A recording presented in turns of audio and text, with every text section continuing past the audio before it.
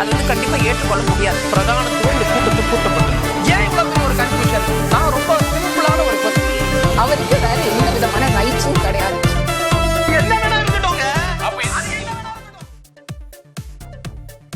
நேர்பட பேசு நிகழ்ச்சிக்கு உங்கள் அனைவரையும் அன்போடு வரவேற்கின்றேன். இன்றைய நிகழ்ச்சியில் நாம் பாதிக்க இருக்கக்கூடிய தலைப்பு என்பது தொடர்கதையாகும் அதிமுக எம்எல்ஏக்களோட ராஜினாமா. தொடர்ந்து இந்த ராஜினாமா விஷயம் நடந்துகிட்டே இருக்குது. சமீபத்தில் விஜயபாஸ்கர் அவர்கள் கூட அதிமுகவிலிருந்து விலகி எம்எல்ஏ பதவியை ராஜினாமா செய்திருக்கிறார். எதை நோக்கி செல்கிறது கதை? இதுதான் தலைப்பு. நான் விருந்தினர்களை உங்களுக்கு அறிமுகம் செய்து விடுகிறேன். பத்திரிகையாளர் திரு ஜீவ சகாப்தன் அவர்கள், வணக்கம் திரு ஜீவா. எழுத்தாளர் திரு ராம்கி அவர்கள், வணக்கம் திரு ராம்கி. இன்னும் சற்று நேரத்தில் அரசியல் விமர்சகர் திரு மதிவாணன் அவர்கள் இணைய இருக்கிறார், அவரையும் வரவேற்கலாம். பத்திரிகையாளர் திரு சிவப்பிரியன் அவர்களும் இணைய இருக்கிறார், அவரையும் வரவேற்றே நம்ம விவாதத்திற்குள் செல்லலாம். ஜீவா, உங்களிடமிருந்தே தொடங்குறேன். இது ஒரு தொடர்கதை மாதிரி, இது ஒரு பேட்டர்ன் மாதிரி இருக்கே. கட்சியிலிருந்து விலகுறாங்க, அப்புறம் ராஜினாமா செய்கிறாங்க, சிலர் தாவேக்காவில் போய் சேர்றாங்க. விஜயபாஸ்கர் என்ன செய்ய போகிறாருன்னு தெரியல. இது என்ன, எதை நோக்கி போகுது, என்ன கணக்கு? இல்லை, இப்போ இந்த ஒரு மாத ஆட்சியில் அவர்கள் செய்திருப்பது பிற கட்சிகளை உடைப்பது, தனது கட்சியில் சேர்ப்பது, இதைத்தான் செய்கிறாங்க. தேர்தலுக்கு முன்பு இந்த திமுக அதிமுக இரண்டையும் கடுமையான விமர்சனங்களை முன்வைத்து இவர்களுக்கு மாற்று நான் என்று சொன்னவர்கள் இப்போ செய்கின்ற ஒரே வேளை அந்த கட்சியிலேருந்து கூட்டணி ஆட்களை இழுப்பது, இந்த கட்சியை உடைச்சி இழுப்பது. இதை மட்டும்தான் இந்த 30 நாளில் செய்கிறாங்க. 6 மாதம் அவகாசம் கேட்குறாங்க நிர்வாகத்தை நடத்துவதற்கு. ஆனால் கட்சி உடைக்கிற வேலையை ரொம்ப அதுக்கு டைமே இல்லாமல் ரொம்ப ஸ்பீடாக அவங்க செஞ்சுக்கிட்டு இருக்காங்க. இது நடக்கிறதெல்லாம் அவங்களா விருப்பப்பட்டு ராஜினாமா செய்யலை. அவங்களா விருப்பப்பட்டு பண்ணுறாங்கன்னா யாருமே நம்ப மாட்டாங்க. ஏங்க, அவ்வளவு கோடிக்கணக்கில் செலவு பண்ணி 30 நாளைக்கு முன்னாடி எம்எல்ஏ ஆகியிருக்கிறாங்க. ஒவ்வொரு பள்ளிவாசல், மசூதி, கோவில், சர்ச்சு, எல்லா கோவில் கூட எல்லாத்தையும் செஞ்சு அந்த ஏரியாவில் நல்ல பேர் வாங்கி அவங்க வெற்றி பெற்றிருக்கிறாங்க. அதுவும் விஜய் கட்சியினர் என்ன சொல்கிறாங்க, ஜெயிச்ச எல்லாரையும் எங்களை தவிர இவங்கெல்லாம் காசு கொடுத்து ஜெயிச்சாங்கங்கிறாங்க. அப்போ அந்த காசு கொடுத்து ஜெயிச்சவங்க தானே இப்போ உங்கள்கிட்ட வர்றாங்க. நீங்கள் தானே விமர்சனம் பண்ணீங்க இவங்க அங்கே மாதிரி காசு கொடுக்காம அவங்க ஜெயிக்க சொல்லுங்க. ஆனால் தாவேக்கா நிறைய இடத்துல காசு கொடுத்துருக்கிறதா விமர்சனம் வருது. நம்ம அதுக்குள்ளே கூட போக வேணாம். இவங்க கூற்றுப்படியே வச்சுக்குவோம். அதிமுக காசு கொடுத்து ஜெயிக்கிற கட்சி, சொன்னவர் விஜய். காசு கொடுத்து ஜெயிச்சவங்க இப்போ எதுக்கு ராஜினாமா செஞ்சுட்டு உங்கள்கிட்ட வராங்க? நீங்கள் எதுக்கு அவங்கள ஏற்றுக்கிறீங்க? அப்போ உங்களுக்கு கார்டு ரெடியாக இருக்குது, விசில் கார்டு, தாவேக்கா கார்டு. உடனே ரிசைன் பண்ணிட்டு இவங்க ரிசைன் பண்ணிட்டு வந்தால் திரும்பவும் போட்டியிட வாய்ப்பா, வாக்குறுதியும் கொடுக்குறாங்களா? அப்படிதான் அவங்க நம்பி வர்றாங்க. ஆனால் இருக்கின்ற அரசியல் சூழல், வருகின்ற எதிர்ப்பு, இது போன்ற விவாதங்கள், இதையெல்லாம் கொஞ்சம் அவங்கள யோசிக்க தோணும்னு நான் நினைக்கிறேன். ஏன்னா இப்போ அதே ஆட்கள் இப்படி திருப்பி நிற்கும் போது ஒரு கேள்வியாகும், கேலியாகும், விமர்சனமாகுங்கிற அந்த விஷயமும் போய் சேர்ந்துருக்கு. பட் அவங்க இல்லை நம்ம இப்படியும் ஜெயிச்சிடலாங்கிற நம்பிக்கையில் அதே ஆட்களை நிப்பாட்டுறாங்களா என்ன ஏது? ஏன்னா ரிசைன் பண்ண 3 பேர் பேட்டியுமே நாங்க திரும்பவும் போட்டியிடுவோன்ற தன்மையில தான் பேட்டி கொடுத்துருக்குறாங்க. ஆனா இதுல திரு விஜயபாஸ்கர் விஷயத்துல என்ன சொன்னாங்கன்னா, அவர் மீது ஊழல் குற்றச்சாட்டுகள்லாம் இருக்கு, அப்படி ஒன்றும் தாவேக்காவில எல்லாம் எடுத்துக்க மாட்டாங்க, அப்படி ஒரு விமர்சனம் இருந்தது. ஆனா தாவேக்காவில போய் சேருவீங்களான்னு விஜயபாஸ்கர் அவர்களை கேட்டா ஒரு வெளிப்படையா இல்லைன்னுலாம் சொல்ல மாட்டேன். விஜயபாஸ்கர் என்ன பண்ண போறாங்க? அவங்க விஜயபாஸ்கர் ஆல்ரெடி ஃப்ளோர் டெஸ்ட்ல விஜய்க்கு ஆதரவாக வாக்களித்தவர் தானே.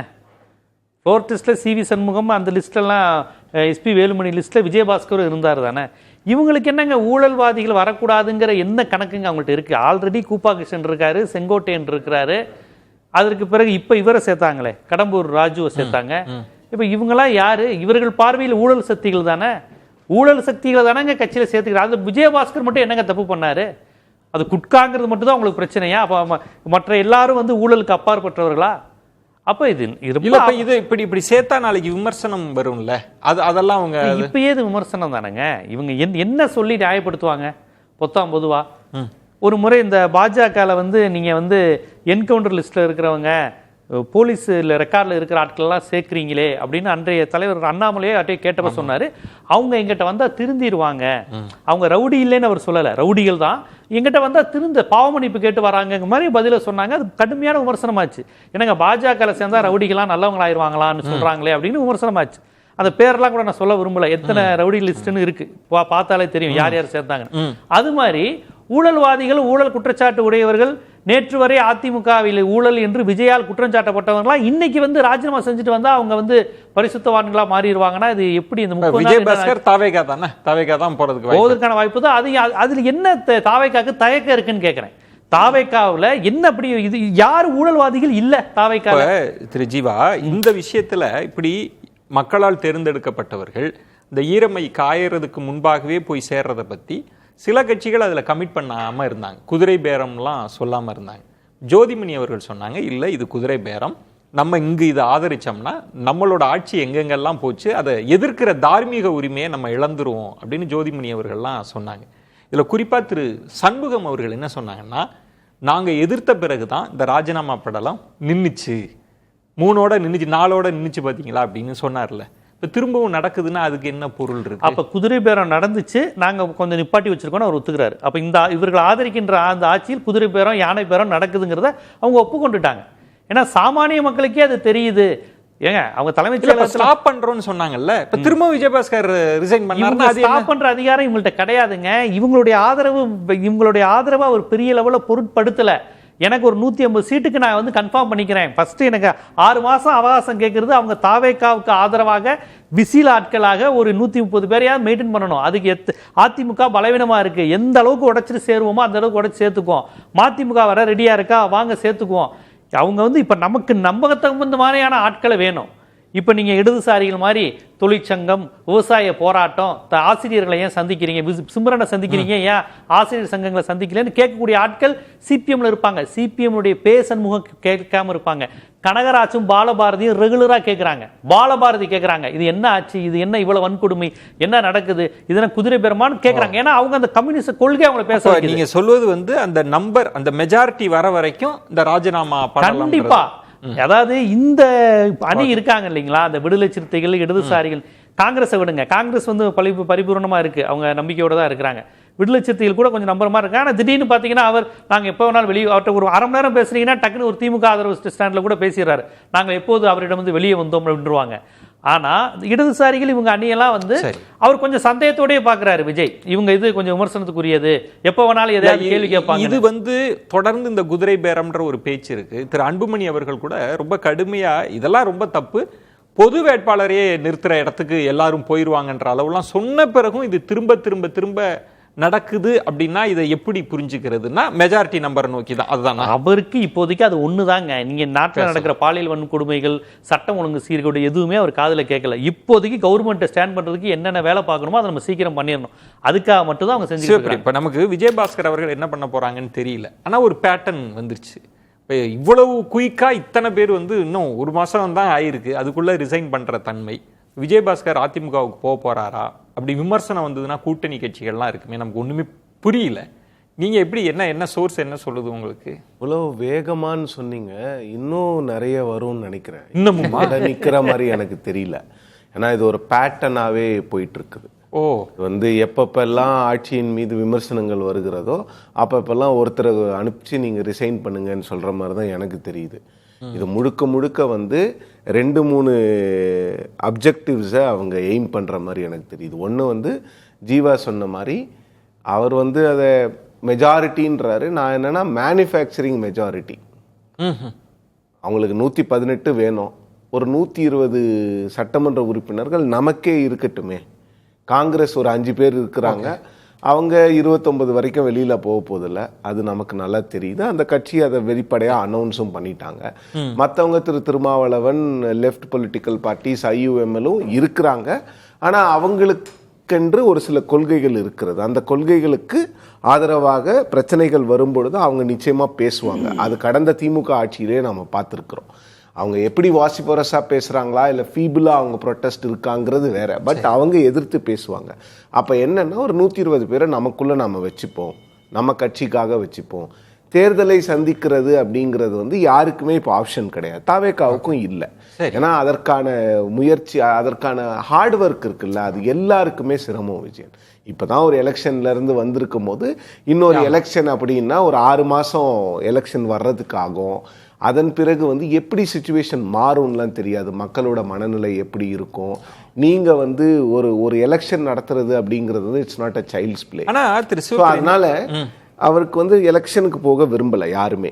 இப்ப தாவேக்கா என்ன நினைக்கிறேன்னா 120 நம்ம கிட்ட இருக்கட்டுமே, காங்கிரஸ் ஒரு 5 பேர் இருக்காங்க, 125 கம்ஃபர்டபிள் கவர்மெண்ட். ஒரே ஒரு கேள்விதான், விஜயபாஸ்கர் அவர்களோ திரு SP வேலுமணி அவர்களோ இன்னும் சிலர் என்ற இடத்துல தான் அந்த கேள்வியே இருந்தது. இந்த 25 பேர் அமைச்சரவையில் சேரணுமா வேண்டாமான்றப்ப திரு சி வி சண்முகம் அவர்கள் பேட்டி வந்து சேருவதற்கான அந்த ஆசையை போல தான் இருந்தது. ஆனால் ஆதரவு தந்தவர்கள்லாம் விமர்சித்தாங்க, இதெல்லாம் தவறு, இதை நாங்கள் எதிர்ப்போம்னு சொன்ன பிறகு அது நின்றுது. திரு விஜயபாஸ்கர் அவர்களை சேர்க்குறாங்க அப்படின்னா இப்போ ஊழல் சக்தின்னு ஒரு விமர்சனத்தை தொடர்ந்து வச்சாங்கல்ல, அதை எப்படி நியாயப்படுத்துவாங்க? அப்போ யாரு தான், அப்போ எல்லாரையும் சேர்த்தா அதிமுகவில் யார் தான் ஊழல்வாதி? இல்லை, நியாயப்படுத்தவே முடியாது. இதுவரைக்கும் சேர்ந்த 4 பேர் மேல வெளிப்படையா எந்த ஊழல் குற்றச்சாட்டுகளும் இல்லைங்கிறது உண்மை. ஆனா திரு விஜயபாஸ்கர் அவர்கள் மீது, அவர் மீது மட்டுமல்ல, அவருடைய அமைச்சரவை சகாவான திரு பி.வி. ரமணா மீது, அந்த ஆட்சியில் அதிமுக ஆட்சியில் காவல்துறையினுடைய உயர் பொறுப்புகளில் இருந்த திரு டி.கே. ராஜேந்திரன், திரு எஸ். ஜார்ஜ், இந்த 4 பேர் மேலையும் சிபிஐ குற்றப்பத்திரிகை தாக்கல் பண்ணியிருக்கிறாங்க. அந்த குற்றப்பத்திரிகையில இவங்க வந்து குட்கா, தடை செய்யப்பட்ட குட்கா, டொபாக்கோ ப்ராடக்ட்ஸை தமிழ்நாட்டில் சென்னையில் குறிப்பாக ஸ்டோர் பண்ணி விற்கிறதுக்கு இவங்க வந்து அந்த பான் மசாலா நிறுவனங்கள்கிட்ட இருந்து கையூட்டு பெற்றிருக்கிறாங்க, லஞ்சம் வாங்கியிருக்கிறாங்க அப்படிங்கிறது குற்றச்சாட்டு. இந்த குற்றச்சாட்டை ஊழலை ஒழிக்க வந்த தூய சக்தியான தாவேகா எப்படி பார்க்குங்கிறது தான். இப்போ விஜயபாஸ்கர் அவர்கள் தாவேகால சேர்ந்தார்னா நிச்சயமாக இந்த கேள்விகள் எழுப்பப்படும். அதற்கு தாவேகா பதில் சொல்லியே தீர வேண்டும். அதுல எந்த மாற்றம், அதை யோசிக்க மாட்டாங்களா? அது நமக்கு சிக்கலா வரும் அப்படின்லாம் யோசிக்க மாட்டாங்க. அவங்க யோசிப்பாங்க. யோசிச்சாலும் இப்போ உங்களுக்கு 2 ஆப்ஷன் தான் இருக்கு. ஒன்று, இந்த ஹை மாரல் கிரவுண்ட் நீங்கள் எடுக்கணுமா, இல்லை உங்கள் ஆட்சியை காப்பாற்றிக்கணுமா அப்படின்னும் போது அவங்க எந்த ஸ்டாண்ட் எடுக்க போகிறாங்கன்னு தெரியல. ஏன்னா இப்போ கூட ஒரு பெனிஃபிட் ஆஃப் டவுட் நீங்கள் கொடுக்கணும். ஏன்னா இன்னும் நடக்கலை. ஒருவேளை தாவேகா வந்து நாளைக்கு இல்லை வேண்டான்னு சொல்லலாமா அப்படிங்கிறதுக்கும் ஒரு வாய்ப்பு இருக்கு. அந்த பெனிஃபிட் ஆஃப் டவுட்டை நான் கொடுக்குறேன். இல்லை, நீங்கள் சொன்னதில் இது ஒரு பேட்டர்ன்ற இடத்துல இருந்தோம், எதுக்காக அவர் ராஜினாமா பண்ணார்ன்ற ஒரு இடம் இருக்கு. இன்னொன்று, பத்திரிகைகளில் ஒரு திமுகவுக்கும் போறாருன்ற மாதிரி இருந்தது. அப்படி போனா திமுகவுக்கு இன்னும் அது ஒரு நெருக்கடியாகவும் மாறும். உண்மையில என்னதான் போற மாதிரி தெரியல. ஏன்னா உதயநிதி ஸ்டாலின் அவர்கள் வந்து எதிர்கட்சி தலைவரா சோஃபான்னு சொல்லி 4 பேர் சோஃபா இப்ப 5 பேர் ஆகுதுன்னு சொல்லும் போது அந்த அதை மீறி அவர் திமுக சேர்த்து கொள்ளப்பட்டார் என்றால் அந்த விமர்சனம் திமுக மீது கடுமையாக வைக்கப்படும். அப்ப நீங்க இன்னொரு சோஃபா மாடல் வச்சிருக்கீங்களான்னு கேட்கப்படும். ஒண்ணு. 2வது, இதுல முதல் கோல் வந்து கவர்மெண்ட்டுக்கு மெஜாரிட்டியை மேனுஃபேக்சர் பண்றாங்க. அது 2வது ஹெட்லைன் மேனேஜ்மெண்ட். எப்பெல்லாம் சிக்கல் வருதோ, எப்பெல்லாம் உங்களுக்கு பிரச்சனை வருதோ அரசாங்கத்தின் மீது, இந்த அரசு மீது யாருமே வந்து அட்மினிஸ்ட்ரேட்டிவா இன்னும் குற்றச்சாட்டு வைக்கல. எல்லாருமே டைம் கொடுக்குறாங்க. 6 மாசம் கூட கொடுக்கணும் அப்படின்னு தான் நிறைய குரல்கள் எழுகிறது. இப்ப அட்மினிஸ்ட்ரேட்டிவா யாருமே எந்த ஒரு குறையும் இந்த அரசாங்கத்தின் மீது வைக்கவில்லை. மாறாக என்னை போன்ற பத்திரிகையாளர்கள் நிறைய இடங்கள்ல சொல்லியிருக்கோம், கீழே இருந்து வர்ற கிரவுண்ட் இன்புட்ஸ் வந்து இன்ஸ்டிடியூஷனலைஸ் கரப்ஷன் வந்து கொஞ்சம் கொஞ்சமா குறையுது. கீழே கிரவுண்ட்ல நிறைய இடங்கள்ல வந்து பணம் கேட்க மாட்டேங்கிறாங்க, நிறைய இடத்துல வந்து அதிகாரிகள் பயப்படுறாங்க, நம்ம மாட்டிப்போமோ அப்படிங்கிற மாதிரி எண்ணம் இருக்குது. அது மக்களே நம்ம கிட்ட வெளிப்படுத்துறாங்க. ஆனால் லா அண்ட் ஆர்டர், இந்த கிரைம்ஸ் அப்படின்னு வரும்போது இது இப்பவும் நம்ம பேசுறது இண்டிவிஜுவல் கிரைம்ஸ் தான். ஏன் தாவேகா மீது விமர்சனங்கள் வைக்கப்படுகிறதுனா இந்த இண்டிவிஜுவல் கிரைம்ஸுக்கு தான் நீங்க டிஎம்கேவை லா அண்ட் ஆர்டர் சரியில்லைன்னு சொன்னீங்க. அப்ப உங்க ஆட்சியில இண்டிவிஜுவல் கிரைம்ஸ் நடக்கும் போது அதே ஈக்குவேஷன், அதே ஈக்குவலண்டா தான் அதை பேசுவாங்க. அந்த ஹெட்லைன் மேனேஜ்மெண்ட் தான் இங்க பிரச்சனை. அன்னைக்கும் லா அண்ட் ஆர்டரை பத்தி எல்லாரும் பேசிக்கிட்டு இருந்த நேரத்தில் 3 பேர் போறாங்க.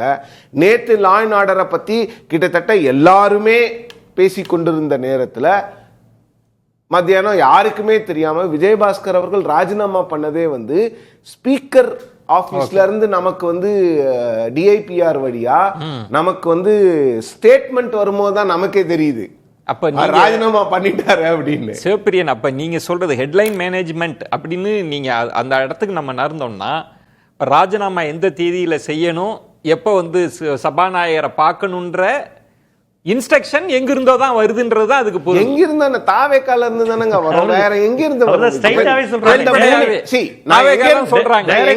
சொல்றேன்னா அந்த 3 பேர் மரகதம் குமாரவேல், அப்புறம் இவங்க சத்யபாமா, அப்புறம் ஒருத்தர் போய் ராஜினாமா பண்ணாங்க. இசக்கி சுப்பையா, ஜெயக்குமார் 3 பேர் போனாங்கல்ல.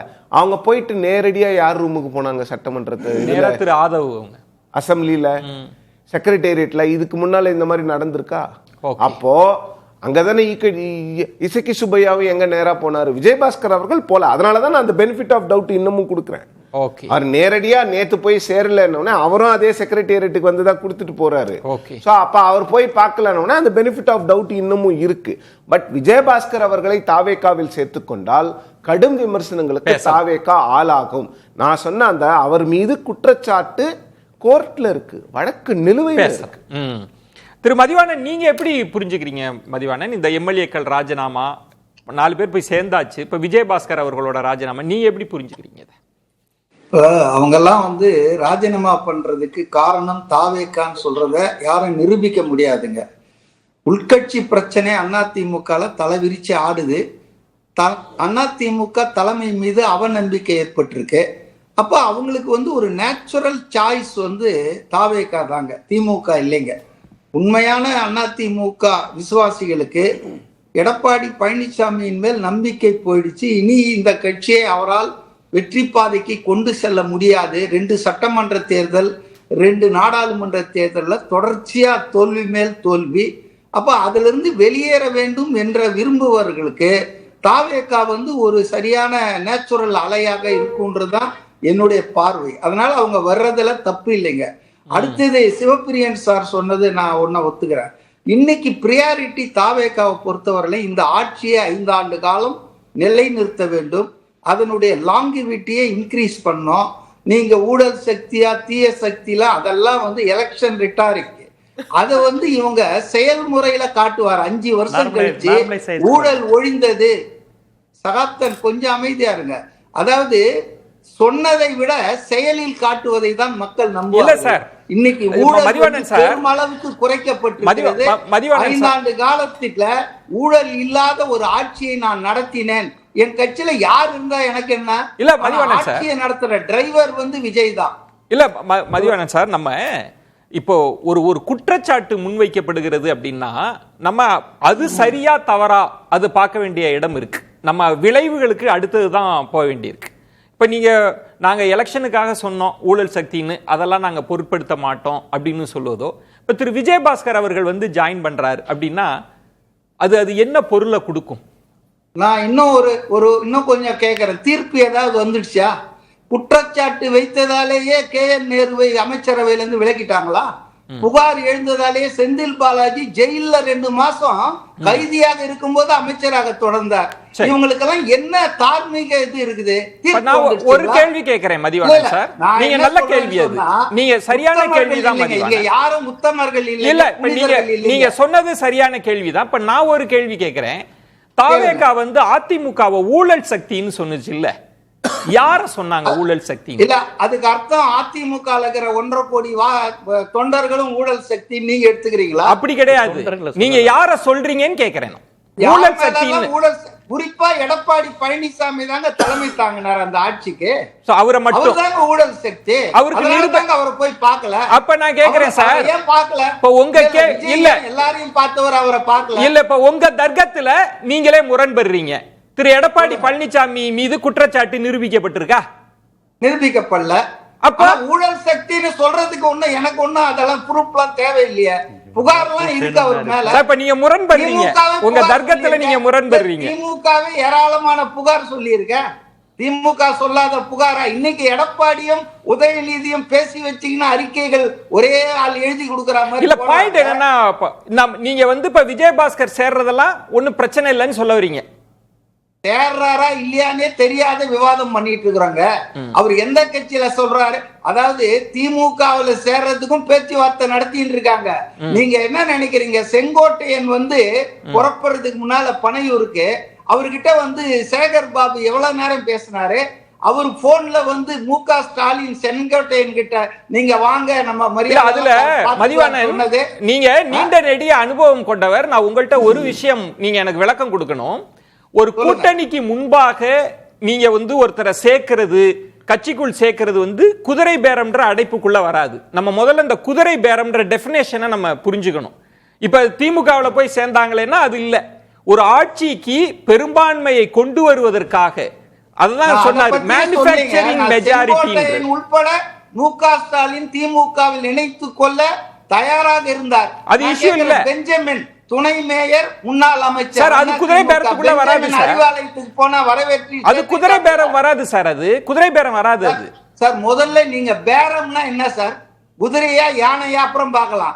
சட்டம் என்ன சொல்லுது சார்? 2 பேருக்கும் லாபம் இருக்கணும்ல.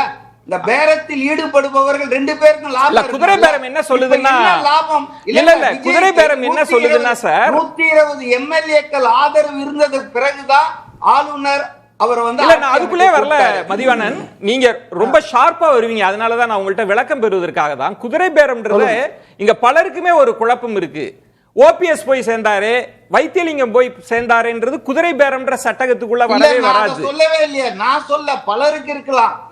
நீங்க போய் செங்கோட்டையனை கூப்பிட்டத சொன்னதுனால சொன்னால் 2 பேருக்கும் பார்ட்டிக்கும் 2 பேருக்கும் லாபம் இருக்கணுங்க, அதாங்க பேரம்.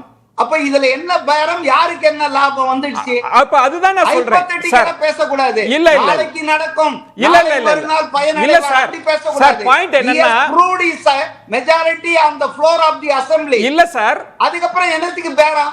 இல்ல சார் நீங்க சொல்லுங்க. இல்ல அததான் இருங்க சார். சார் மதிவாணன், ஒரே ஒரு கேள்வி. அரசமைப்பு சட்டத்துல குதிரை பேரம்ன்ற ஒரு குற்றச்சாட்டு இருக்கு, தகுதி நீக்க சட்டம்லாம் கொண்டு வந்தாங்கல்ல, உண்மையில நீங்க குதிரை பேரம்னா என்னவா புரிஞ்சிருக்கீங்க, அதை சொல்லுங்க, நான் அதை விளங்கிக்கிறேன். குதிரை பேரம்னா ஒரு கட்சியில ஒரு சின்னத்துல நின்னு அந்த ஆளை வந்துட்டு வேறு கட்சிக்கு இழுக்கிறது தான் குதிரை பேரம். அது எப்படி இழுப்பாங்க? எப்படி இழுப்பாங்கன்னா இன்வெஸ்ட்மெண்ட் தான், பணம் கொடுப்பாங்க. சரி, அவர் என்ன பண்ணுவார் அடுத்து? அவர் என்ன பண்ணுவார் அடுத்து? அவர் என்ன பண்ணுவார் அடுத்து? அந்த கட்சிக்கு இழுத்தா அவர் என்ன பண்ணுவாரு? அந்த கட்சிக்கு போவாரு. எப்படி போவாரு? எப்படி போவார்? ராஜினாமா பண்ணிட்டு போவார். கரெக்டா? ராஜினாமா பண்ணிட்டும் போலாம், ராஜினாமா பண்ணாம போக முடியாது. திரட்ட முடிஞ்சா திரிணாமுல் காங்கிரஸ்ல போன மாதிரி அது 2/3. உங்களுக்கு நம்பர் இல்லாட்டி என்னவாயிருது? அது அப்ப பதவி இழப்பார், இல்லன்னா அவர் ராஜினாமா பண்ணணும். அதுக்கு பேர் என்ன? அதுக்கு பேரு என்னவா சொல்றோம் நம்ம? அதுக்கு பேர் என்ன நீங்க தான் சொல்லணும். அதத்தான் குதிரை பேரமாய் பேசுறாங்க. சிவப்பிரியன் குறுக்கிட விரும்பினார். ஒரே ஒரு வார்த்தை, இன்டியூஸ்மெண்ட்னு சொன்னாரு. இன்டியூஸ்மெண்ட்னா என்ன? உங்களுக்கு ஒரு விஷயத்தை கொடுக்கறேன்னு சொல்லி உங்களை கூட்டிட்டு போய் அந்த விஷயத்தை கொடுக்கிறது. அப்ப குதிரை பேரம் இருக்கா இல்லையான்னு பை எலெக்ஷன் கேண்டிடேட் வரும்போது தெரிஞ்சிடும். இவங்க 4 பேருக்கு ஒரு நிமிஷம் சார் நான் முடிச்சிடுறேன். பேசலாம், குதிரை பேரம் இருக்குதா இல்லையான்னு. இருக்கும். குதிரை பேரம் யானை பேரம் பண்ணவங்க எல்லாம் இப்ப அதை பேசக்கூடாது, நடந்தால் பேசுங்க. இல்ல சிவப்பிரியன் மதிவாணன் அவர்கள் என்ன சொல்றாங்கன்னா, கட்டாயம் அவங்களுக்கு இடம் சீட்டு கொடுக்க மாட்டாங்க, நிக்க மாட்டாங்கன்ற அத அவர் நம்புறாரு. அவர் கொடுத்தா குதிரை பேரம்னு அவர் சொல்லுவார். அப்ப பேசலாம் குதிரை பேரம்னு உலகத்துக்கே தெரிஞ்சிருமே. அதுதானே இது குதிரை பேரமா இருக்குமோன்னு தானே எல்லாரும் சொல்றோம். நம்ம கட்டாயம் இடைத்தேர்தல் அப்ப நம்ம பேசலாம். மதிவாணன் சார் அப்ப என்ன ஸ்டாண்ட் கொடுக்கலன்னா ஒத்துக்கிறேன் சார், குதிரை பேரமே இல்லன்னு. இதுல போய் என்ன இருக்கு? இடைத்தேர்தல்ல அவங்கள எல்லாம் நிறுத்தி வச்சாங்கன்னா அது குதிரை பேரம்னு நான் சொல்றேங்க. ஓகே, வெளிப்படை அப்ப வாய்ப்பு இல்லைன்றப்ப சிவப்பிரியன் மதிவாணன் சார் சொன்ன ஒரு பாயிண்ட்ன்றது அப்ப இது வேற ஒன்னா பார்க்கணும். கட்சிக்குள்ள உட்கட்சி பிரச்சனை நேச்சுரல் அலையா தாவேகாவை பார்த்து வராங்க. கட்டாயம் சீட்டெல்லாம் இல்ல, அவங்களுக்கு கொடுக்கலன்னா அது குதிரை பேரம் கிடையாது விஜயன். அவ்வளவுதான். நானும் ஒத்துக்கிறேன். நானும் ஒத்துக்கிறேன். மதிவாணன் சார் அப்படி கொடுத்தாங்கன்னா நீங்க வந்து ஒத்துக்கிறீங்க. கண்டிப்பாக இது ஒரு குதிரை பேரம் தான், திட்டமிட்டு ஆட்சியை காப்பாற்ற நடத்துற நாடகம்ன்றத நான் பப்ளிக்கா நான் ஒத்துக்குவேங்க. அது நியாயமா நேர்மையா சங்கடம் இல்லையா? நடக்காததுக்கு முன்னாலே நடக்கும் என்பார் நடக்காது, நடக்காது என்பார் நடந்து விடும்னு ஒரு பாடல் இருக்கு. நான் பேசும்போது அந்த பெனிஃபிட் ஆஃப் டவுட்டும் கொடுத்தேன் விஜயபாஸ்கர் அவர்கள் விஷயத்துல. அவர் இன்னும் போய் சேரல. இப்ப மதிவாணன் அவர்கள் ஒரு இடத்துல இருந்தாங்க. எது குதிரை பேரம்ன்ற இடத்தில் என்ன சட்டம் சொல்லுது, என்ன குற்றச்சாட்டு இருக்கோ அதை நோக்கி நகர்றாங்க. அப்ப இன்னொரு பார்வையும் அதுல இருக்கு. இவங்க எல்லாம் போய் சேர்றாங்கன்னா தலைமை மீது நம்பிக்கை கிடையாது, இனி இந்த கட்சியில இருக்கிறப்ப ஃபியூச்சர் இல்ல, நேச்சுரல் அலையா தாவேகாவை பாக்குறாங்க. அப்படிதான் இது நடக்குது அப்படின்றது ஒண்ணு.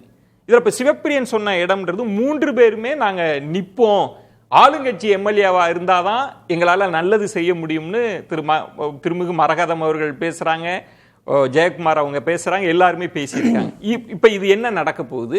ஏங்க திரு விஜய் அவர்களோ திரு புசி ஆனந்த் அவர்களோ திரு ஆதவ் அர்ஜுனாவோ யாராவது இத பத்தி பேசி இருக்காங்களாங்க? கமிட் பண்ணலன்ற.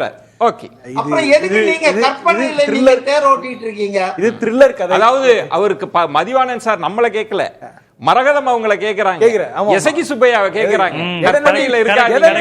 பாயிண்ட் எடுத்துக்க. இந்த த்ரில்லர் கதை தொடரதான் போகிறது.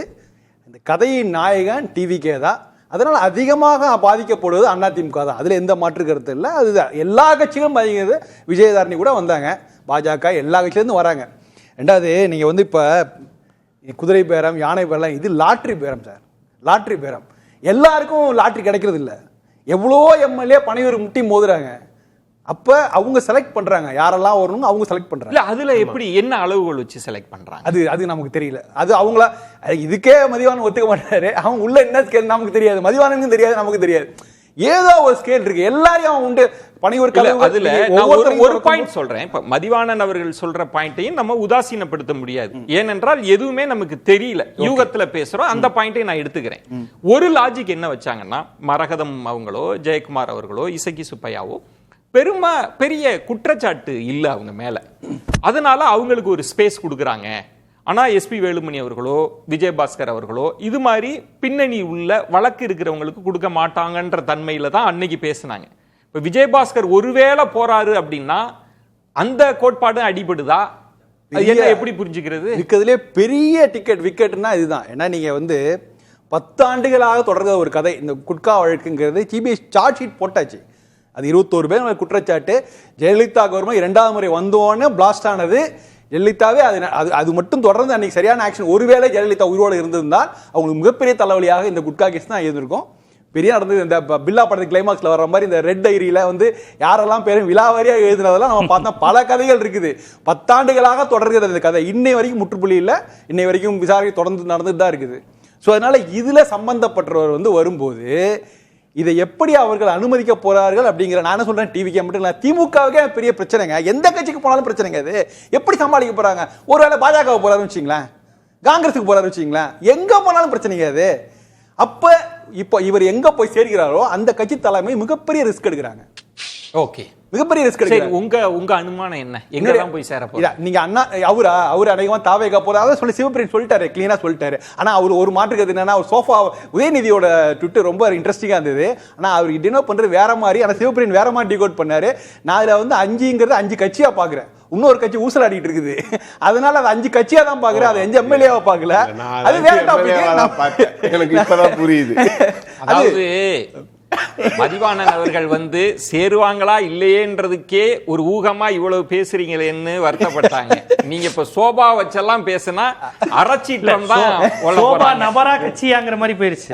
அந்த அளவுக்கு வந்து அதாவது ராம்கி சொல்றதுல ஒரு உண்மை இருக்குங்க. நேத்து ஆதவ் அர்ஜுனா வைகோவை போய் அவர்களை வீட்டுல சந்திச்சாரு. வைகோ வந்து கட்சி வெளியே வருவதற்கான எல்லா வாய்ப்பும் பிரகாசமா இருக்குங்க. வர்றதுக்கு மதிமுக வாய்ப்பு இருக்கு. அதை பத்தி பேசலாம். வாய்ப்பு இருக்குதுன்னு பேசலாம். ஆனா நடந்துரும் பேசலாம். வாய்ப்பு இருக்கிறது. நான் இந்த இடமும் வரேன். கிட்டத்தட்ட இப்ப நார்மலைஸ் ஆயிடுச்சா? நாங்க எப்படி வேணாலும் இங்கதான் நான் வரேன். அதாவது நீங்க நம்ம ஒரு எபிசோட் தான் பாக்குறோம். இந்த ஒரு கதை நீங்க சொல்றீங்களா, எம்எல்ஏக்கள் ரிசைன் பண்ணி வர்றது ஒரு கதை. கட்சிகள், புதிய கட்சிகள், வேற கட்சி சின்னத்துல போட்டியிட்ட கட்சிகளோட நான் வரது ரெடியா இருக்கேன் அப்படி சொல்ற கட்சிகள். ஸோ அவங்களும் வர தெரியாங்க, எல்லாரும் வர தயாரா இருக்காங்க. அப்ப இங்க பனையூர் கதவுகள் சில பேருக்கு திறக்கப்படுகிறது, சில பேருக்கு திறக்கப்படல. அங்க ஒரு கதவு திறந்தாலே கிட்டக்கிட்டு உள்ள போற ஒரு கூட்டம் இருந்துதான் செய்யுது. பட் இதெல்லாம் என்னன்னா ஒரு லாங் டேர்முக்கான ஒரு பிளான். ஆக்சுவலா என்ன லாங் டேர்ம்? ஏன்னா கட்சி கட்டமைப்பே இல்ல சார். செட்டமைப்பு கீழே ஒண்ணுமே இல்ல. மக்களோட உறவாடுகிற அந்த கட்டமைப்பு இல்ல. இப்ப நீங்க ரெண்டு அடுத்தது பை எலெக்ஷன் ஒரு பாயிண்ட் சார். இதுதான் எலெக்ஷனுக்கு முன்பு வைக்கப்பட்ட விமர்சனம். உங்கள்கிட்ட பூத் ஏஜென்ட் இருக்கா, பிஎல்ஓ இருக்கா, பிஎல்ஏ இருக்கா, எல்லாமே பேசினாங்க. ஆனா என்ன நடந்துருச்சுன்னா எதுவுமே தேவையில்லை. மக்கள் வாலண்டியரா வந்து போட்டுட்டு திரும்ப உள்ளுக்கு போயிட்டாங்க. வந்தாங்க. இப்ப எதுக்கு அவங்களுக்கு கட்டமைப்பு? கடைசி 3 நாள் நம்மளே இந்த சென்னை மாநகரம் முழுக்க பார்த்தோம். ஒரே ஒரு செய்தி நான் சொல்ல சட்டமன்ற தேர்தலுக்கும் உள்ளாட்சி தேர்தலுக்கும் நிறைய வித்தியாசம் இருக்கு.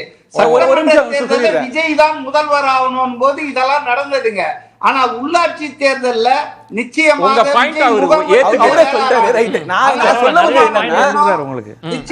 அனுபவஸ்தர்கள் வேணும், மக்களிடையே தொடர்புள்ளவர்கள்.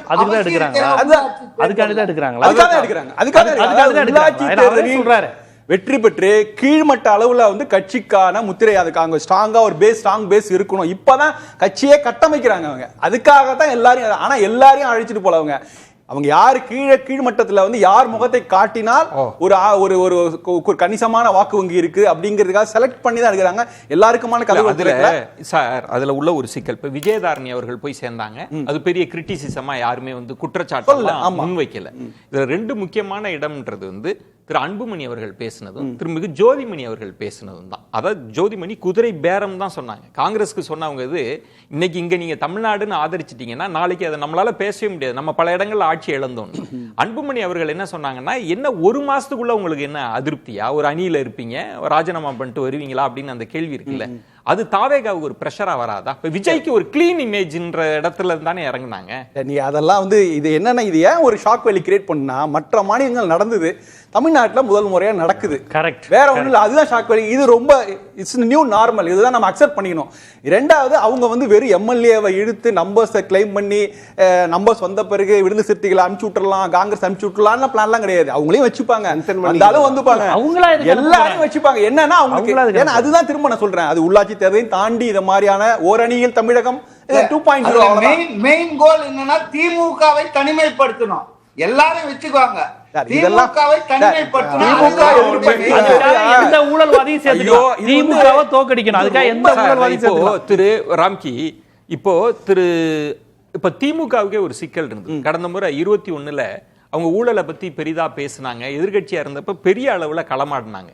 21லேருந்து 26 வரைக்கும் அவங்க எந்த முன்னெடுப்பும் செய்ய முடியல. இனி அவங்களால ஊழல் அப்படின்னு பேசினா நீங்க என்ன செஞ்சீங்கன்ற ஒரு கேள்வி வரும்ல.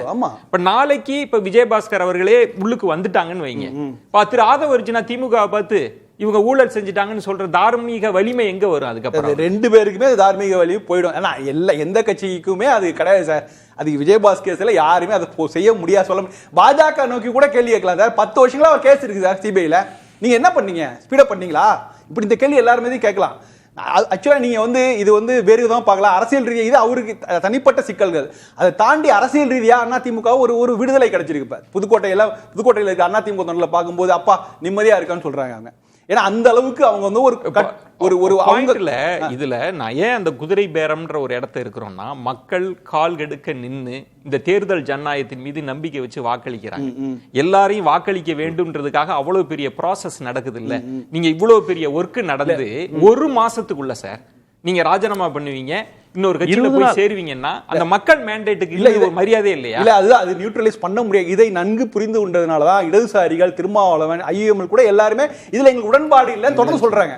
இன்னைக்கே வந்து இடைத்தேர்தலில் போய் பிரச்சாரம் செய்யலாம்னு ஒரு கேள்வி கேட்டா இதற்கு தான் அவங்க யோசிக்கிறாங்க. இந்த விஷயம் இல்லைன்னா நிச்சயமா போய் இடைத்தேர்தலில் போய் பாங்க, உள்ளுக்குள்ள வந்து ஒரு கூட்டணியா ஃபார்ம் ஆகி நிக்கலனாலுமே இடைத்தேர்தல் எதிர்க்கு சார். இன்னைக்கு இப்ப திருமாவளவன் ஏன் சொல்றாரு, நாங்க வந்து தாவே கூட கூட்டணியே இல்லைங்கிறாரு. சூப்பர். இந்த மாதிரி விஷயங்கள் தான் அவங்களை உள்ள வருவதை தடுக்குது. இது வந்து ஜனநாயகத்துக்கு சரியான விஷயம் இல்ல, தமிழ்நாட்டுக்கு சரியான விஷயம் இல்ல. இந்த அன்ஸ்டெபிலிட்டிங்கிறது கண்டினியூ ஆகுது. இதெல்லாம் நம்ம பேசதான் போறோம். ஆனா இதன் பேசினால் டிவி கடை அப்ரோச் மாறி இருக்கா பாருங்க. ஒவ்வொரு சனிக்கிழமையும் இந்த நிகழ்ச்சி நடந்துட்டு தான் இருக்குது. அந்த இடத்துல நம்ம ஒரு நுணுக்கமான வேறுபாடு, ஒரு கட்சி வெற்றி பெற்ற பிறகு பலர் வாய்ப்பு இல்லாதவங்க இனி இந்த கட்சி ஜெயிக்காதுன்னு சொல்றவங்க போறதை பத்தி எந்த இஷ்யூவும் இல்லை. இங்க பெரிய பேட்டன் நம்ம தலைப்பிலே வச்சிருக்கிறது எம்எல்ஏக்கள் ராஜினாமா. அப்ப இது நம்பர் கேம் தான் நடக்குதா? அது அந்த இடத்துக்கு நோக்கி ராஜினாமா பண்றதன் மூலமாகவும் அவங்களுக்கு அவை பெரும்பான்மை சொல்றேன். நம்பர் கேம் தான் நடக்குதா? நம்பர் கேம் மட்டும் நடக்காம இருந்தாலும் ஒரு கன்னியா ஆயிருவாரு. இல்ல நம்பர் கேம் மட்டும் இல்ல, அதை தாண்டி பெரிய மாற்றம் நடக்குது. ஒரு திரளா போறாங்க. எத்தனையோ கட்சிகள், திமுக தோற்று போனது, அதிமுக தோற்று போனது, எவ்வளவோ நடந்தது சார். யாருமே கோபாலபுரம் சொல்லி பார்த்தாலும் இந்த அளவு கூட்டம் இல்ல. இன்னைக்கு பனையூர்ல கேட்டுக்கு முன்னாடி அவ்வளவு பேர் நிக்கிறாங்க. கதவு திறந்தா ஒருவேளை மதிவாணன் அவர்கள் சொன்ன மாதிரி எம்எல்ஏக்கள்னே வச்சுக்கோங்க. இப்ப விஜயபாஸ்கர் அவர்கள் வந்து இருக்கிறாங்க, அவங்களுக்கான ரெகக்னிஷன் கொடுக்கல. அப்ப திரு எடப்பாடி பழனிசாமி மீது இருக்கிற அதிருப்தியில அதை செய்யறாங்கன்னு அப்படி பார்க்க கூடாதா? இதுக்கு ஏன் நம்ம தாவேகாவை குறை சொல்லணும்? அப்படி ஒண்ணு நடக்குதா? அதுக்கு ஃபெயிலியர் வந்து இபிஎஸ் அவங்களோட ஃபெயிலியரா? இல்ல, நான் அதுக்கு தான் புதுக்கோட்டை கேஸ் சொல்லிட்டேன். புதுக்கோட்டை அதிமுக நிம்மதி பெருமூச்சுன்னு இருக்கிறது. காரணம், ஒரு காலத்துல 6 தொகுதியில அதிமுக ஜெயிச்ச காலம் இருந்தது. இன்னைக்கு 3 தொகுதிகளில் பாஜக போட்டியிடணும்னு சொன்னதா இவரே சொன்னதாக ஒரு செய்தி இருக்குது. இவர் எடப்பாடி சொன்னதாக சொல்லிட்டு இருக்காரு. ஆனாலும் அந்த இடத்துல வந்து பல சர்ச்சையாளர் விஷயங்கள் நிறைய இருந்துட்டு இருக்கு. இது வந்து அது அப்படி பார்க்கலாமா? இல்ல அப்படி பார்க்க முடியாது. இது நான் என்ன சொல்றேன், இதையும் தாண்டி ஒரு பெரிய விஷயம் நடந்துட்டு இருக்குது. அதாவது ஒரு பெரிய ஆபத்தான விஷயம் நடந்துட்டு இருக்குது. அதை நார்மலைஸ் பண்ண முடியாது. அதனாலதான் வந்து அவன் கட்சிகள் கூட இருக்க கட்சிகளே ஆட்சியில் பங்கேற்றக்கூடிய அந்த கட்சிகளை யோசிக்க பேசலாம். மதிவாணன் சார், இப்போ இந்த இஷ்யூ வந்து ஏதோ ஒரு வகையில தாவேகாவுக்கு நெருக்கடியாகவோ கூட்டணி கட்சிகள் இப்ப நாளைக்கே அவங்க பிரச்சாரம்லாம் நாங்க பண்ண மாட்டோன்ற ஒரு நெருக்கடியும் வர வாய்ப்பு இருக்குல்ல இதுக்குள்ள? இதெல்லாம் தாவேகா தலைமை யோசிக்காம இருக்கும்னு நீங்க நினைக்கிறீங்களா? நாம இங்க உட்காந்து பேசிட்டு இருக்கிறோமா, இதை விட நுட்பமா யோசிக்கிற ஆட்கள் தான். குறிப்பா விஜய் ஒரு வேலையை செய்யறோம்னா 100 வாட்டி யோசிப்பாருங்க. அப்படி அல்ப சுல்பமா அவர் ஒன்றும் முடிவு எடுக்க மாட்டாருங்க. அவர் மேல எனக்கு நம்பிக்கை இருக்கு. எல்லா விதமான ப்ரோஸ் அண்ட் கான்ஸையும் பார்த்து கூட்டணி கட்சிகள் எல்லாம் பிரச்சனை இல்லாம இருக்கணும், கூட்டணி கட்சிகளின் ஒத்துழைப்போடு தான் அவர் எதையும் செய்வார், எந்த முன்னெடுப்பையும் பண்ணுவார். அதனால இது தேவையில்லாம பீதியை கலப்புறாங்க. அதனால நிச்சயமாக எந்த நெருக்கடியும் வரப்போறது இல்லைங்க. 5 வருஷம் அவரு நிதானமா நிலைத்து அங்க ஆட்சியில இருப்பாரு. ஆனா திமுகவுக்கு ஒண்ணு அந்த மாசத்துல கலைஞ்சிரும், 6 மாசத்துல தாங்காதுன்னு சொல்லிக்கிட்டே இருக்க வேண்டியதுதான். 5 வருஷம் ஓட்டுவாருங்க, அடுத்தும் அவர் தான் வருவாருங்க. அவர் ஆட்சி 5 வருஷம் முடிஞ்ச பிறகு பாருங்க, அப்புறம் யாரும் கிட்டவே வர முடியாது. சிவப்பிரியன், அவங்க யோசிச்சுதான் இந்த விஷயங்கள்லாம் நகர்த்துறாங்கன்ற ஒன்றும் கூட்டணி கட்சிகளை இதுல மேனேஜ் பண்ணிட முடியும்னு நினைக்கிறாங்களா? கூட்டணி கட்சிகளுக்கு பெரிய தர்ம சங்கடமான ஒரு விஷயம்தான். அவங்க இதை சப்போர்ட்டும் பண்ண முடியாது, அப்போஸ் பண்ணுவாங்க. ஆனால் அப்போஸ் பண்ணிங்கன்னா கேள்விகள் நிறைய வரும். அப்போ ஏன் இப்போ விசிகேவுக்கும் ஐயுஎம்எலுக்கும் அந்த சிக்கல் வரும், நீங்கள் ஏன் உள்ளே இருக்கிறீங்க, அமைச்சரவையில் இருக்கிறீங்கிற மாதிரி கேட்பாங்க. பட் பெருமளவில் கூட்டணி கட்சியினர் இதை வைத்து இந்த ஆட்சிக்கு ஆதரவை வாபஸ் வாங்குவாங்க அப்படிங்கிறத நான் ஆதரவை வாபஸ் வாங்குறதுன்ற இஷ்யூவை தாண்டி நான் சொல்கிறேன். இப்போ அகில இந்திய அளவில் பாஜக வந்த பிறகு காங்கிரஸ் எத்தனை மாநிலங்கள்ல இந்த குதிரை பேரம், அந்த காங்கிரஸே சப்போர்ட் தானே பண்றாங்க. இப்ப இடதுசாரிகள்னா நாளைக்கு தமிழ்நாட்டை விட்டுருங்க, இப்ப இவங்களுக்கெல்லாம் வேற நாளைக்கு பிஜேபி எப்படி கையை நீட்டி பேச முடியும்? நீட்டி பேசவே முடியாது. அந்த சிக்கல்னாலதான் இப்ப அவங்க இத மேலும் முழுக்க அவங்க கருத்துக்களை மீண்டும் மீண்டும் சொல்லிக்கிட்டே இருக்கிறாங்க. ஏன்னா இப்ப பாஜக இது இங்க நடந்துகிட்டு இருக்க வேலையில டெல்லியில வேற மாதிரி நடந்துட்டு இருக்கு. சிவசேனா எம்பிஸ் போய் அவங்க கூட சேர்றாங்க, திரிணாமுல் காங்கிரஸ் 2ஆ உடையுது, சட்டமன்ற கட்சி உடையுது, நாடாளுமன்ற கட்சி உடையுது, இதெல்லாம் அந்த பக்கம் போயிட்டே இருக்கு. அதனால இப்ப காங்கிரஸும் அதை பெருசா தமிழ்நாட்டுல யாரும் அதை பத்தி பேச மாட்டேங்கிறாங்க. ஏன்னா இங்க அதுதான் நடந்துட்டு இருக்குது. இன்னொன்னு விஜயன், தாவேகா இந்த அதிமுகவினுடைய முன்னாள் அமைச்சர்கள், முன்னாள் தலைவர்கள் எல்லாம் சேர்த்துக்கிறாங்கல்ல, அவங்க ரொம்ப ஸ்பெசிபிக்கா தான் ராம்கி சார் சொன்ன விஷயத்த நான் முழுமதியா ஏத்துக்கிறேன். அவங்க எல்லாரையும் நான் சேர்த்துக்கல, அவங்க ரொம்ப மெட்டிகுலஸா தான் ஒரு 400 பேரை சேர்க்கிறாங்கன்னா 400 பேரோட பதவி, அவங்க எந்த கட்சியில இருந்து வந்தாங்க எல்லாத்தையும் சேர்த்து மீடியாக்கு மெட்டிகுலஸா லிஸ்ட் போட்டு வாங்கிடுறாங்க. பிரஸ் ரிலீஸ் இந்த மாதிரிலாம் வேற எந்த கட்சி இணைப்பு விழாவிலும் நடந்த மாதிரி. மதிவாணன் அவர்கள் சொல்றது விஜய் ரொம்ப யோசிச்சுதான் செய்யறாங்க, கூட்டணி கட்சிகள்ல பெரிய நெருக்கடி இருக்காதுன்ற ஒன்று கோணம். இப்போ சிவப்பிரியன் சொன்ன ஒரு பாயிண்ட்ன்றது சில பேரை தான் செலக்ட் பண்ணி கொண்டு வராங்க அப்படின்னா அது தடுக்கவே முடியாத அளவுல இருக்கா? அப்ப மாற்று முகாமில் இருக்கிறவங்களுக்கு அப்படியே கையை தூக்கிட்டாங்களா, கையை விரிச்சிட்டாங்களா, எங்களால் ஒன்றும் முடியலன்னு அதுவும் பேச வேண்டியிருக்குல்ல? இல்லை, அதாவது ஒரு கட்சி தோற்றவுடன் அந்த கட்சியை விட்டு போகிறவங்க அவங்களுடைய நேர்மையை நம்ம கேள்வி கேட்கணும். அதாவது இந்திய அரசியலமைப்பு சட்டப்படி சரியாக தப்பாங்கிறத விடுங்க, அவங்க எம்எல்ஏவாக இருக்காங்க, இல்லை ஒரு தோல்வி ஒன்றால் போகிறீங்க திமுக கூட்டணி கட்சியோ அதிமுகவோ, அப்போ அந்த கட்சியின் மீது இவ்வளோ நாள் எவ்வளோ பற்று வச்சுருந்தீங்க, அந்த அளவுக்குலாம் இப்போ கேட்குற அளவுக்கு உங்கள் நபர்கள் இருக்காங்களான்னு தெரியல. பட் ஒன்று, இன்னொரு விஷயம், இப்போ அந்த கட்சி விஜய்ங்கிற பிம்பத்தை காண்பித்து தொடர்ந்து வெற்றி பெற முடியாதுங்கிறத அவங்க உணர்ந்துருக்காங்க. இந்த வேவ் தொடர்ந்து வராது.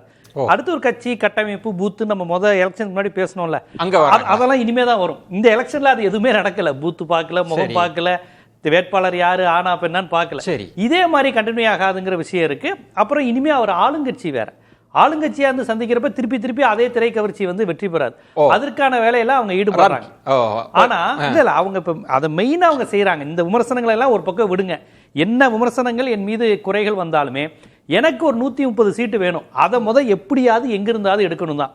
அவர் சொன்ன மாதிரி 2 பேருக்கு தான் போட்டி, ஒன்னு பிஜேபி, ஒன்னு தாவேகா. யாரு அதிகமா கட்சிகளை உடைக்கிறா, யாரு அதிகமா எம்எல்ஏக்களை இழுக்கிறாங்கிறதுல இந்திய அளவில் 2 கட்சிகள்.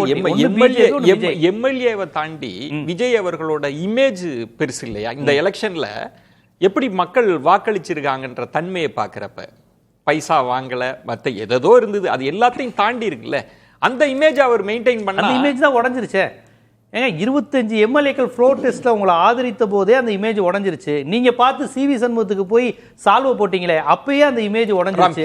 இப்போ எதுக்கு சம்மந்தம்லாம் வைகோ வராங்க, எல்லாரும் ஆதரிக்கிறாங்க, அந்த இமேஜ் தான் உடஞ்சிட்டே தானே இருக்கு. வேற ஒரு கணக்குல தான் இதெல்லாம் நகர்ந்துகிட்டு இருக்கா? இன்னும் இது தொடர்கதையா போயிட்டு தான் இருக்குமா ராம்கி? இது நிச்சயமா தொடர்கதையா போகும். ஏன்னா அது அடிப்படையில அவங்களுக்கு கட்சியை ஸ்ட்ரென்தன் பண்ணுங்கிற விஷயத்தை நோக்கி போறாங்க. ரெண்டாவது இதுல இன்னொரு கூடுதலா ஒரு விஷயம், சில நேரங்கள்ல அதுவே மக்கள்கிட்ட அதிருப்தியை உண்டு பண்ணிடாதா? அப்படி ஒரு சிக்கல் அதை யோசிக்க மாட்டாங்களா? அதுல என்னன்னா இப்ப பாருங்களேன், எந்த கட்சியும் இல்லாம இந்த தாவேகா இப்பதான் வந்து ரொம்ப ஜூனியர் பார்ட்டி ஆக்சுவலா. ஆனா அவங்க 234 தொகுதிக்கு 234 மாவட்ட செயலர்களை அறிவிக்கிறாங்க. 234 மாவட்ட செயலர்னா அது கீழே எத்தனை ஒன்றியம், அந்த செட்டப் அப்படியே இருக்கும். ஸோ இப்போ திமுக போன்ற பெரிய கட்சிகளுக்கு அவங்களுக்கு 78 மாவட்ட செயலர் தான், அதிமுக 82 தான். இவங்க நிச்சயமா இன்க்ரீஸ் பண்ணுவாங்க. 78 115 ஆக போகுது. அதாவது அவங்களோட டார்கெட் என்ன, குறைந்தபட்சம் 2 தொகுதிகளுக்கு ஒரு மாவட்ட செயலர் அப்படிங்கிறத நோக்கி போவாங்க. பட் இங்க ஒரு தொகுதிக்கு ஒரு மாவட்ட செயலர்னா 2 அதிகார பீடம், பவர் சென்டர்ஸ் 2 தொகுதியில ஒன்று, ஒருத்தர் எம்எல்ஏ இருப்பார், இன்னொருத்தர் மாவட்ட செயலராக இருப்பார். ஓகே, இப்போ அது அந்த போட்டி அங்கேருந்து ஆரம்பிக்குது, அது கீழ்மட்டம் வரைக்கும் போகும். இப்போ நீங்க கட்சியில சேர்ந்தா கன்ஃபார்மா உங்களுக்கு ஒரு பதவி உண்டு. அப்ப எல்லாரும் வரதானே செய்வாங்க. கட்சி பதவியா?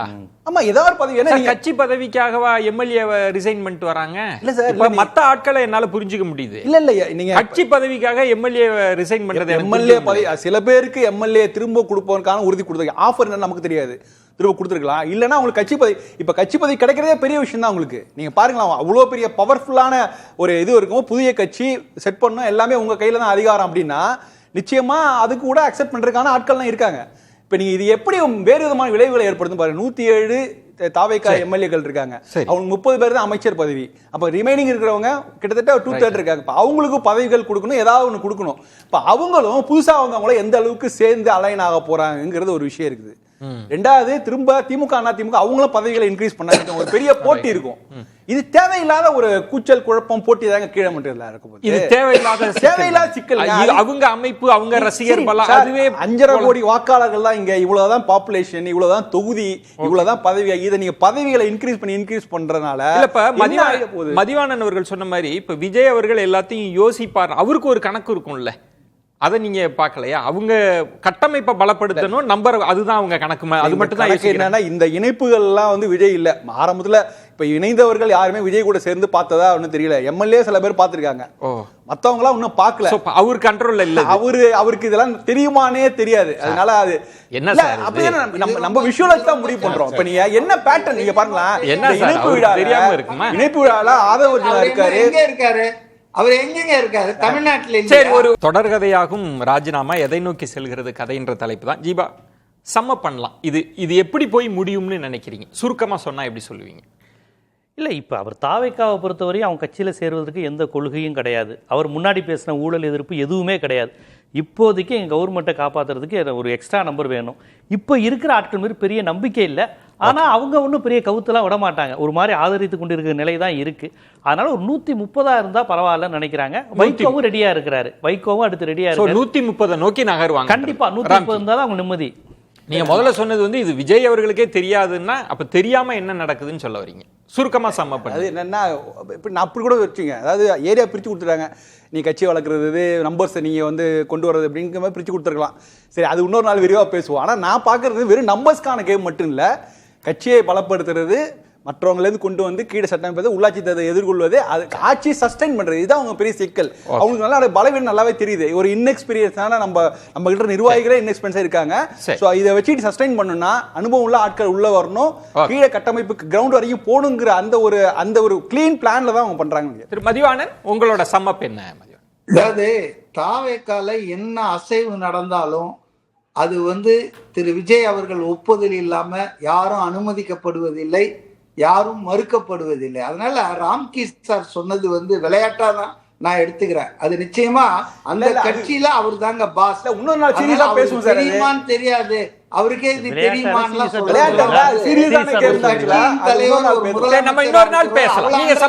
பண்ணாதீங்க. ஆக இல்லைங்க, அதாவது எல்லா அரசியல் நாய் வேஷம் போட்டா குறைச்சாவணுங்க. நீங்க அரசியல் கட்சி ஆரம்பிச்சுட்டு ஆட்சியில வந்து உட்காந்துக்கிட்டு தமிழ்நாட்டு மக்களுக்கு நல்லது செய்யணும்னு நான் வந்துட்டேன்னா உடனே ஆட்சியில் போயிடுவாரா? அப்ப அதுக்கான நான் திரும்ப ஆரம்பத்திலே சொன்னேன், அவர் ஊழல் சக்தியா நல்ல சக்தியான்றது அவர் ஆட்சியின் மூலம் அவர் நிரூபிப்பார். எப்படி போகும் இந்த விஷயம்ன்றது சம இது தொடரும் தான் நினைக்கிறேன். இன்னொன்னு வந்து இந்த மாதிரி ஒரு குறிப்பிட்ட நபர்னு இல்லை, ஊழல் குற்றச்சாட்டு ஊழல் கரை படிந்தவர்களை தாவேகா அரவணைக்கும் என்றால் அதற்கான அந்த விளைவுகளையும் அதற்கான விலையையும் தாவேகா ஒரு நாளைக்கு கொடுக்க தான் கொடுக்கும். எப்படி திமுக வந்து ஒரு சில இடங்களில் அதிமுக ஆட்சியில் நடந்த ஊழல்களுக்கு திமுக பொறுப்பேற்றுக் கொண்டதோ அது போன்ற விஷயம் தாவேகாவுக்கு நடக்காமல் பார்த்து கொள்ள வேண்டிய கட்டாயம் தாவேகாவுக்கு இருக்கிறது. பொறுத்திருந்து பார்க்கலாம். விருந்தினர்களுக்கு என்னுடைய நெஞ்சம் நிறைந்த நன்றிகளை தெரிவித்துக் கொள்கிறேன். மற்றொரு தலைப்புல சந்திக்கிறேன். நன்றி, வணக்கம். அது கண்டிப்பா ஏற்றுக்கொள்ள முடியாது. பிரதானத்துவம் இந்த கூட்டத்துக்கு கூட்டப்பட்டது. ஏன் இவ்வளவு பெரிய ஒரு கன்ஃபியூஷன்? நான் ரொம்ப சிம்பிளான ஒரு அவருக்கு வேற எந்த விதமான ரைட்ஸும் கிடையாது.